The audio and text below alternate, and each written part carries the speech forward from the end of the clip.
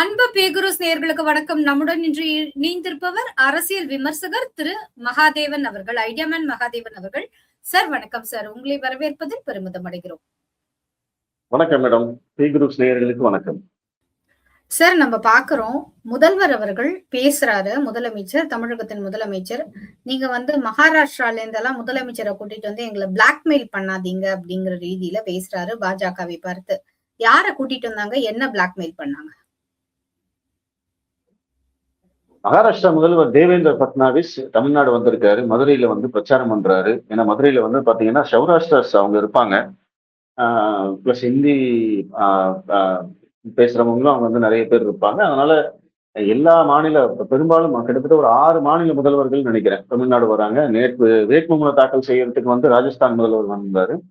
இன்னைக்கு இவர் வந்திருக்காரு. அவங்க பேசுற போது மதுரையுடைய வாக்குறுதிகளை அவர் கொடுக்கிறார். பாஜக ஜெயிச்சு ஆட்சிக்கு வந்த உடனே, அதிமுக கூட்டணி ஆட்சிக்கு வந்த உடனே நாங்க மெட்ரோ கொண்டு வருவோம் அப்படின்னு அவர் சொல்றாரு. உடனே அதை இவங்க அப்படியே பிரிச்சு, பாஜகவுக்கு ஓட்டு போட்டால்தான் மதுரைக்கு மெட்ரோ வரும் அப்படின்னு சொல்றீங்களா அப்படின்னு முதலமைச்சர் கண்டன அறிக்கை கொடுத்து, உடனடியா அதை வச்சு ஒரு நெரேட்டிவ் செட் பண்ணி, இது பிளாக்மெயிலு, மிரட்டுறாங்க அப்படின்னு ஒரு பிரச்சாரம் பண்றாங்க. இதை விட சின்ன பிள்ளைத்தனமான அரசியல் பிரச்சாரத்தை எங்கேயுமே பார்க்க முடியாது. ஏன்னா பாஜக ஒரு வாக்குறுதி கொடுக்குறாங்க. திமுக ஆட்சியில அவங்க சரியா செய்யல, அவங்க சரியான டிபிஆர் கொடுக்கல. அதனாலதான் மத்திய அரசு அதை திருப்பி அனுப்பிச்சிருக்காங்க. அதுவே அதிமுக பாஜக கூட்டணி ஆட்சிக்கு வந்ததுக்கு அப்புறமா நாங்க அதை விரைவுபடுத்தி மதுரைக்கும் கோவைக்கும் மெட்ரோ கொண்டு வருவோம் அப்படின்னு சொல்றது பாஜகவுடைய ஒரு வாக்குறுதி. அந்த வாக்குறுதி கொடுத்ததுக்கு அதை வச்சு அரசியல் பண்ணிக்கிட்டு இருக்காங்க. ஏதாவது ஸ்டாலினுக்கு அரசியல் பண்றதுக்கு, பிரச்சாரம் பண்றதுக்கு ஏதாவது பாயிண்ட் இல்லைன்னா நான் வேணா ஒரு 4 பாயிண்ட் எழுதி தரேன். அதை விட்டுட்டு கேவலமா இந்த மாதிரி ஒண்ணுமே இல்லாத விஷயத்தையெல்லாம் வச்சு அரசியல் பண்றாங்க அப்படிங்கிற போது திமுகவை நினைச்சா நம்மளுக்கே பாவமா தான் இருக்கு. ஏன்னா இதெல்லாம் மக்கள் எடுபடாது. அவங்க என்னமோ மிரட்டுற, எப்ப பாரு திமுக இதேதான் பண்ணிட்டு இருக்காங்க. பாஜக மிரட்டுகிறதுன்னு எங்க அவங்க பாட்டுக்கு வராங்க, ஒரு பேட்டி கொடுக்குறாங்க. பேட்டியில எப்படி மிரட்ட முடியும், எப்படி பிளாக்மெயில் பண்ண முடியும்? மக்கள் என்ன அந்த அளவுக்கு முட்டாளா? இவங்க எந்த அளவுக்கு மக்களை எல்லாம் முட்டாளா நினைச்சா இப்படி எல்லாம் ஒரு பிரச்சாரம் பண்ணுவாங்க அப்படின்னு யோசிச்சுப்பாங்க. அதனால இந்த விஷயம்லாம் ஒண்ணுமே கிடையாது. அவங்க பாஜகவுடைய வாக்குறுதி. திமுக வேண்டுமென்றே திட்ட அறிக்கையை தவறாக அனுப்பி இந்த திட்டத்தை தாமதப்படுத்துவதே திமுக தான். நீங்க ஆட்சிக்கு எவ்வளவு வருஷம் ஆச்சு? 2021 வந்தீங்க. அதற்கு முன்னாடி 2 வருஷம் கோவிட்ல இருந்தது. அப்பவும் பாத்தீங்கன்னா திட்ட அறிக்கையெல்லாம் தயார்படுத்துற வேலையில தான் இருந்தாங்க அதிமுக ஆட்சியில. நீங்க வந்த உடனே சரியா பண்ணி, டெல்லியில உங்களுக்கு 39 எம்பிக்கள் இருக்காங்க. பிளஸ் திமுகவுடைய முக்கிய முன்னாள் அமைச்சர்கள் எல்லாம் டெல்லியில எல்லாருக்கும் தெரியும். நீங்க டெல்லிக்கு போனா பாஜகவோட சிரிச்சு பேசி ரொம்ப நட்பா இருக்கிறீங்க. அப்படி இருக்கிற போது கரெக்டான டிபிஆர் ரெடி பண்ணி அங்க போய் அமைச்சரை பார்த்து உடனடியா அப்ரூவல் வாங்கி வேலையை ஆரம்பிச்சு நீங்க மெட்ரோ கொண்டு வந்திருக்கலாமே. இது திமுகவுக்கு தெரியாதா? ஏன்னா அப்படி கொண்டு வந்தா அது பாஜகவுக்கு சாதகமா போயிடும். திமுக மட்டும் அதற்கு கிரெடிட் எடுத்துக்க முடியாது. அப்ப என்ன செய்யணும்? அதுல ஒரு குழப்பத்தை கொண்டு வரணும்.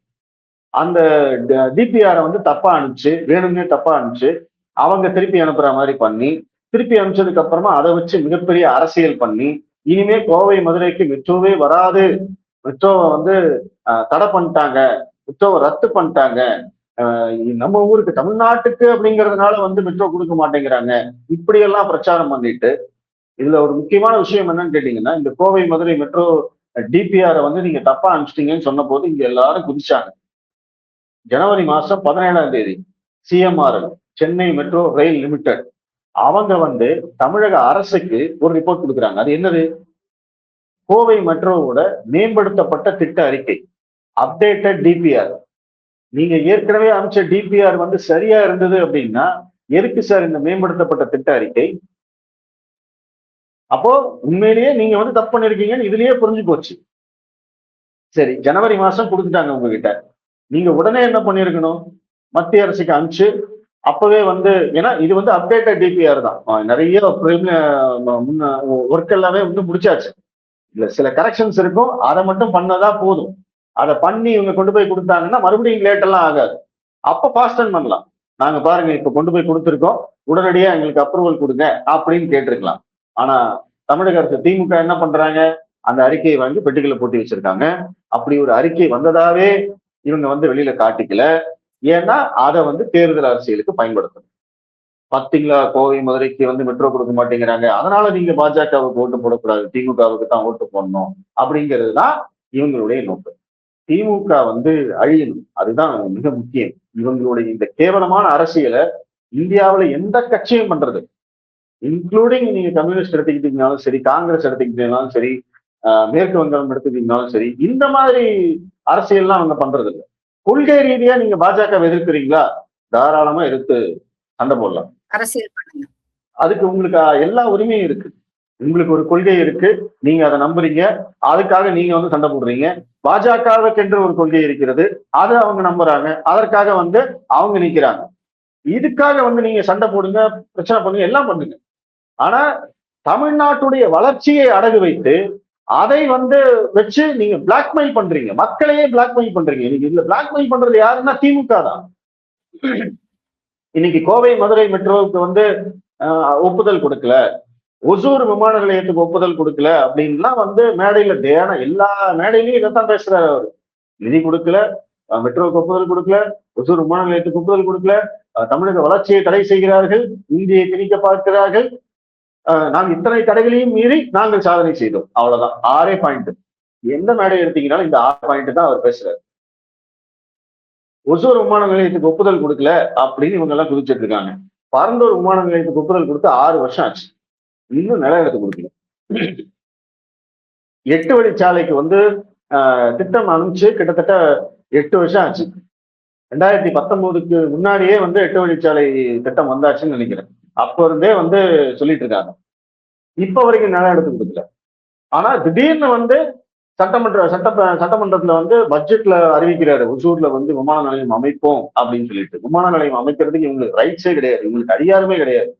ஆனா வேணும்னே சட்டமன்றத்துல அந்த ஒரு அறிவிப்பை கொடுக்கிறாரு. நாங்க வந்து ஒசூர்ல விமான நிலையம் கேட்டோம், கொடுக்க மாட்டேங்கிறாங்க. ஏன்னா அங்க கொடுக்க முடியாது, அங்க ஒரு சிக்கல் இருக்கு. நான் அதான் சொல்ல வரேன். எப்படி வந்து இந்த கோவை மதுரை பிரச்சனைய, மெட்ரோ பிரச்சனையை பண்ணாங்களோ அதே மாதிரி ஒசூர் விமான நிலையம் அமைக்கிறதுல ஒரு சிக்கல் இருக்கு. ஏன்னா ஒசூர் வந்து பெங்களூர் விமான நிலையத்துக்கு மிக அருகில் இருக்கு, ஒரு 40 கிலோமீட்டர் தூரத்துல இருக்கு. பெங்களூரு விமான நிலையம் ஒரு தனியார் பிபிபி கான்ட்ராக்ட் பேஸ்ல பண்ணது, பப்ளிக் பிரைவேட் பார்ட்னர்ஷிப், தனியார் அமைப்பும் இணைந்து அரசோட இணைந்து பண்ணது. அதனால அங்க வந்து அந்த தனியார் அமைப்போட அரசாங்கத்துக்கு வந்து ஒரு ஒப்பந்தம் இருக்கு. அந்த விமான நிலையம் அமைத்து 30 வருடங்களுக்கு அதை சுற்றி 150 கிலோமீட்டரில் புதிய விமான நிலையம் அமைக்க கூடாது அப்படின்னு ஒரு கண்டிஷன் இருக்கு. அது வந்து அரசாங்கத்துடைய கொள்கை இல்லை, நல்லா கேட்டுக்கணும். அது வந்து அந்த தனியார் நிறுவனத்துக்கும் அரசாங்கத்துக்கும் இருக்கக்கூடிய அந்த ஒப்பந்தம். அது வந்து மத்திய மாநில அரசுகள் பிளஸ் அந்த தனியார் நிறுவனம் 3 பேரும் இணைந்து அந்த ஒப்பந்தத்தை போட்டிருக்காங்க. அது வந்து என்னன்னா அந்த பிரைவேட் என்டிட்டியோட ஒரு இன்வெஸ்ட்மெண்ட்டை காப்பாத்துறதுக்காக. அது வந்து எல்லா இடத்துலயும் பண்றதுதான். இப்ப தமிழ்நாட்டுக்கு எத்தனையோ வெளிநாட்டு நிறுவனங்கள் முதலீடு செய்யறதுக்காக வராங்க.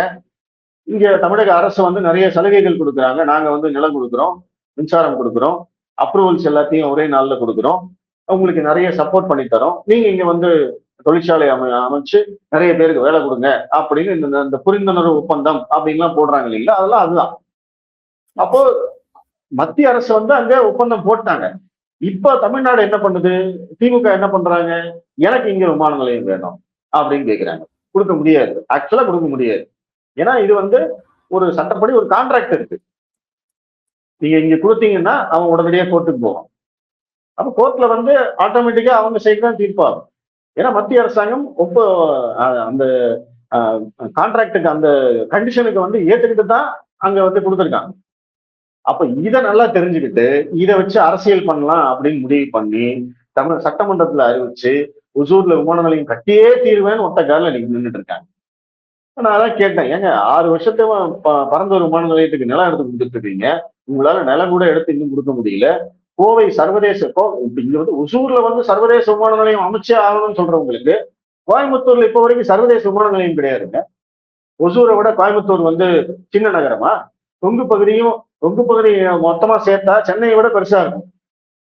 மான்செஸ்டர் ஆனா ஆஃப் திருப்பூர் சவுத்ன்னு நம்ம திருப்பூர் கோயம்புத்தூர் மக்கள் எல்லாம் இன்னைக்கு வந்து சர்வதேச விமான நிலையம் வேணும்னா அவங்க ஒண்ணு திருச்சிக்கு போகணும், இல்ல சென்னைக்கு போகணும், இல்ல கொச்சினுக்கு போகணும்.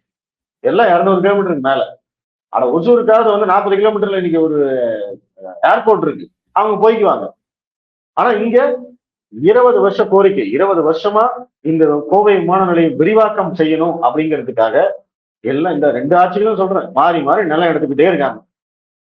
கடைசி இந்த ஆட்சி முடிகிற வரைக்கும் இப்போ பிப்ரவரி மாசம் தான் அந்த நிலத்தை முழுமையாக ஒப்படைத்து, அந்த மார்ச் மாசம் போன மாசம் தான் வந்து பாத்தீங்கன்னா மத்திய விமான போக்குவரத்து துறை அமைச்சர் வந்து இந்த கோவை விமான நிலைய விரிவாக்கத்துக்காக பூஜை போட்டு போயிருக்காரு. கிட்டத்தட்ட 2500 கோடியோ 5000 கோடியோ சம்திங் அந்த பட்ஜெட்ல இப்ப வந்து கோவை விமான நிலையம் விரிவாக்கம் செய்ய போறாங்க. திருச்சி ஏற்கனவே பண்ணிட்டாங்க.